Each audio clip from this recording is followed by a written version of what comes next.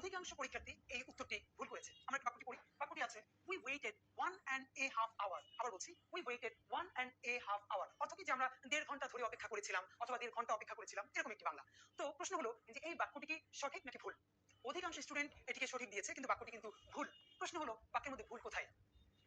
অনেকে ভুল বুঝলেও কিন্তু বাক্যের মধ্যে যে ভুলটি কোথায় আছে সেটা কিন্তু ধরতে পারে না। ঠিক আছে? তো আমরা চলে যাই।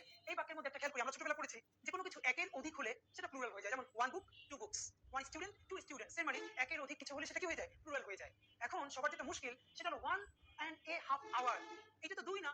কিন্তু একটা কথা কেউ খেয়াল করে না যে বলেছে একের অধিক হলেই সেটা প্লুরাল হয়ে যাবে। একের অধিক কি 2? কেন? 1.5, 1.5, 2 সবই তো একের অধিক। এর মানে we waited 1 and a half, এটার পরে যে hour দেয়া আছে এটি ভুল আছে, এখানে হবে hours। এর সাথে অবশ্যই ts যুক্ত হবে।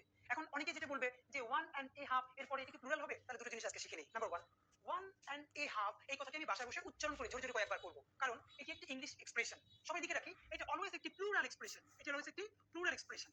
সবাই লিখে রাখো যে 1 and a half। এখানে অনেকেই এই এটি দিতে চায় না, তাহলে ভুল হবে। আমাদের যেটি মনে রাখতে হবে যে কোনো ইডিওমেটিক এক্সপ্রেশন বা এক্সপ্রেশনের মধ্যে কোনো কিছু বাদও দেওয়া যাবে না, কোনো কিছু যোগও করা যাবে না। তাই আমরা পড়বো 1 and a half।